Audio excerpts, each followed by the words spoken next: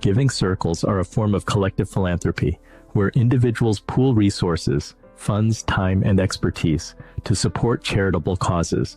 This collaborative approach enhances the impact of individual contributions by enabling larger grants, fostering shared decision-making, and building a sense of community. To start a giving circle, define the group's size, funding expectations, and shared values.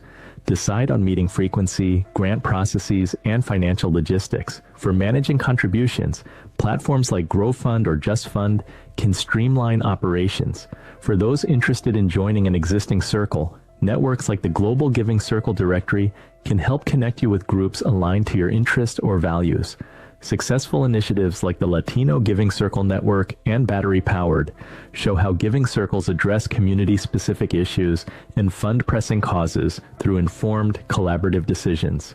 Collective philanthropy through giving circles democratizes giving and strengthens social bonds, offering a meaningful way to amplify individual efforts and drive impactful change.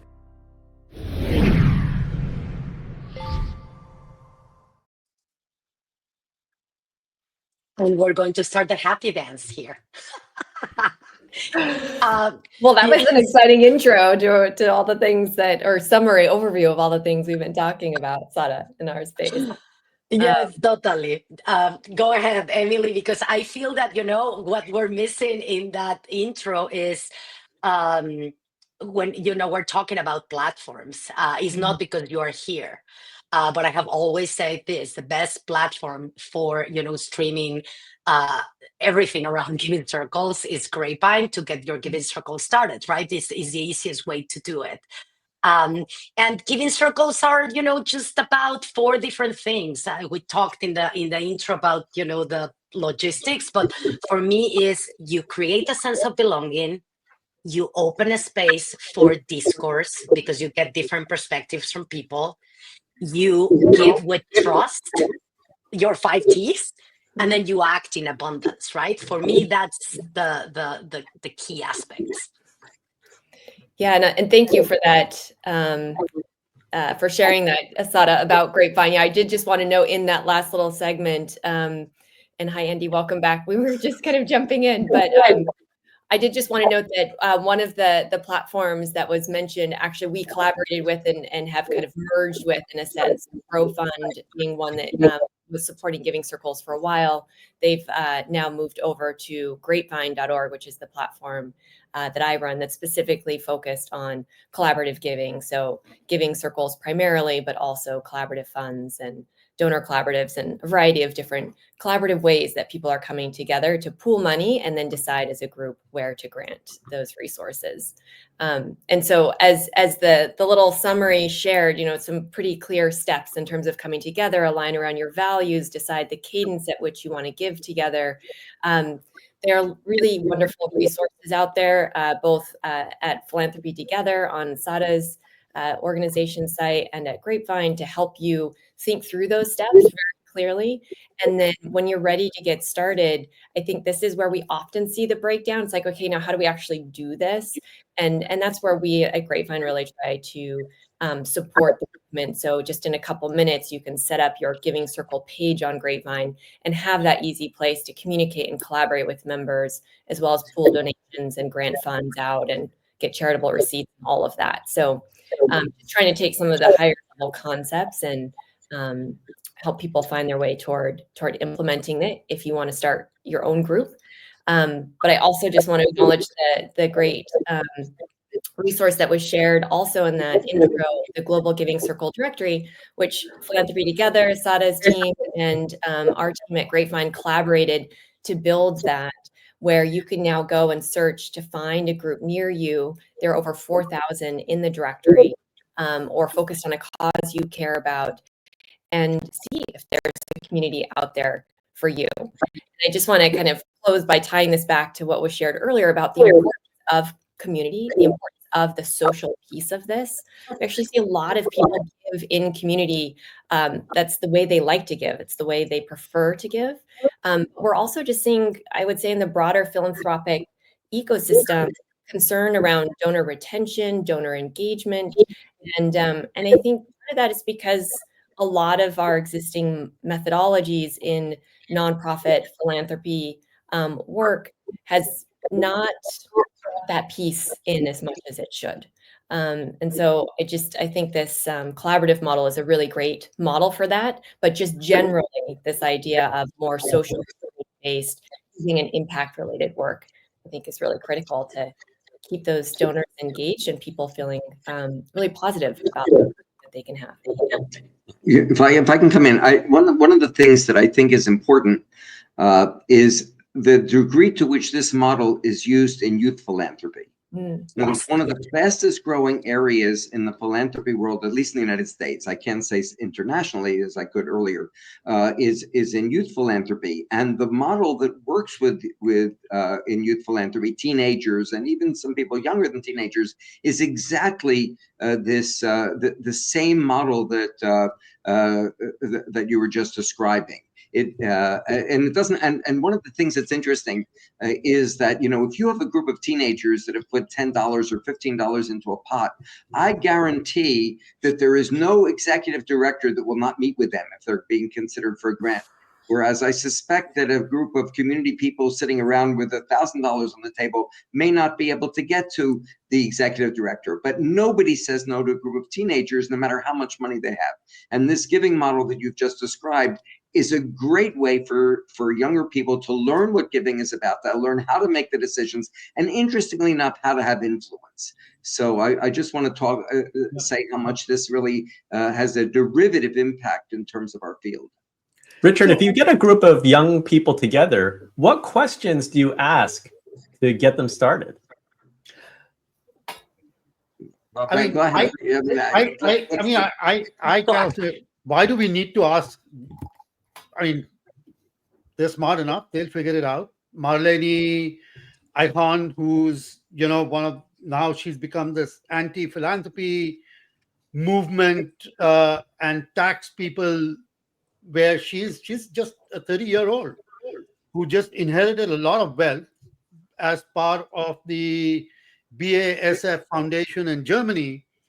And she created this incredible approach where she gave away $27 million that she inherited by getting the community in Austria to come together and decide where the money would go.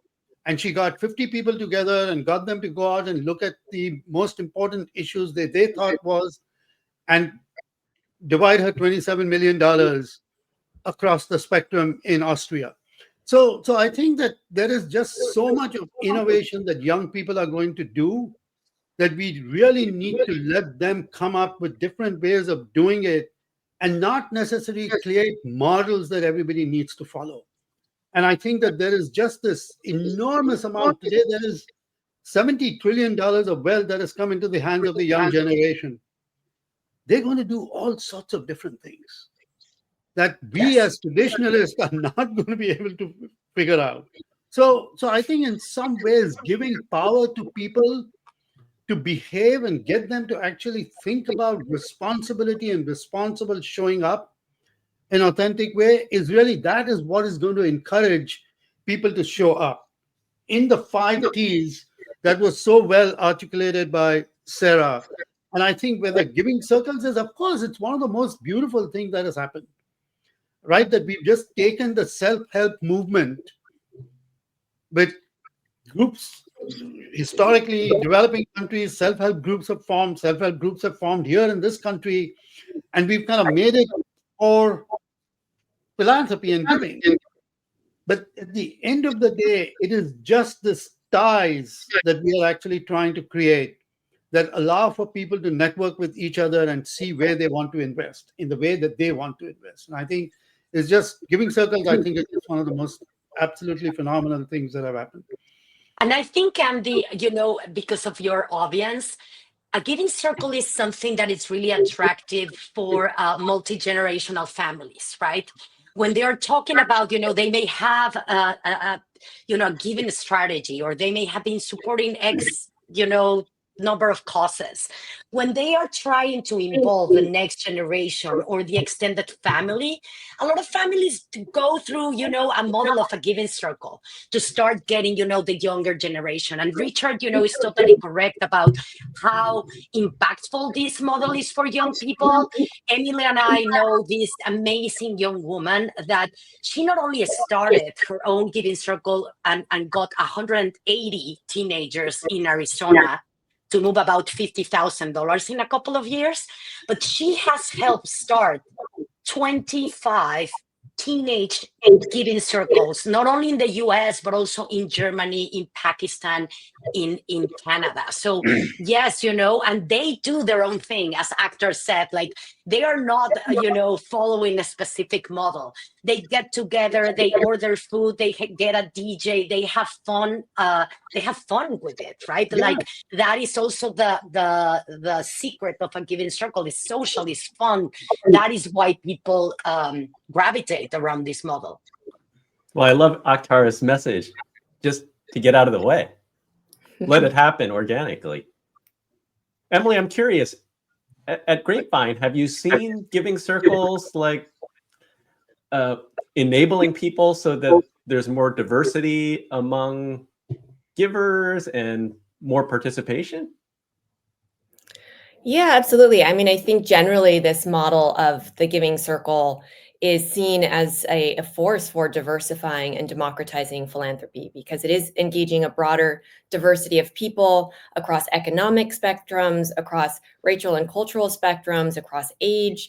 And so it's a model that is, I like to say, is adopted and adapted by a wide range of people. As Sara was just sharing about the teenage woman who started her own group and then helped others, right? She saw a model, and I do think sometimes we're a little paralyzed by not knowing how to get started. So I do think sharing a model like the Giving Circle is really very helpful for people to see something and then say, oh, that's great, but I'd like to do it slightly differently, right? Like I'd like to take my own version of that. And we see that at Grapevine quite a bit with people who want to get started, want to engage in philanthropy, and see this as a model that they can work with and kind of make their own. But it's an easy way to get started. There's something clear enough there for them to move forward with. And so anyway, we do see a broad range of diversity on the platform in terms of people who are starting these groups, who are joining these groups. And in general, as the kind of the tech provider in this space, right, that infrastructure layer, what we are seeing generally is that those groups on our platform, from a study that we did, the age range, the average age on the Grapevine platform is actually younger than the average age in the broader Giving Circle movement based on studies of the movement. And so we see more of like the Gen X age being the most typical age on our platform, certainly have older, certainly have younger. And I think, Sara, correct me if I'm wrong, it's more boomer age segment is kind of the most active in the Giving Circle movement according to the broader studies of the field. Yeah, you're right. It's not the boomer, but maybe Gen X.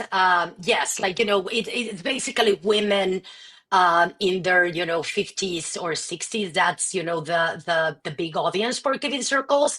But the whole idea when we got started 5 years ago was to do that, right? How can we supercharge the collective giving movement to to those giving circles that are diverse and young exist? How can we get them all together? So we have seen in the last 5 years, these new giving circles with younger people, with a lot of people of color, different, different faiths, socioeconomic status.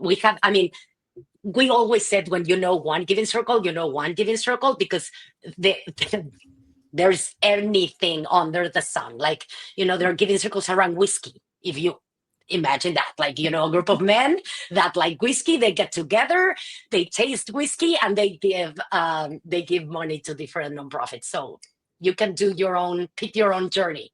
I love the community aspect, both in organizing, but then I think implementation, right? It's like, if you have a community of people, there's a increased likelihood that they're going to be donating within their community that they know. Anyone else want to chime in on this segment? Well, I mean, I just want to, I think finding a way to encourage young people to show up with purpose is great. And whatever tools, strategies, technology that can be developed that can make it easy is something that we should be encouraging young people to do. Because at the end of the day, it is their life, their time, their connection, their resources, and it is the world that they want to see created. So I think giving circles to me are just the starting block of mobilizing a movement. And I think Emily said it well, that this is a movement. And we really should be focused on how we create movements so that people show up with joy. And this example of the whiskey circle, I think is just fantastic. It is people showing up with joy. And what we want people to do is to use this as a way by which they're spreading joy. And joy can be spread in a collective way. Happiness is very hard to spread collectively. I want people to reflect on that. Beautifully said. Spread the joy. So we're going to move to segment 3.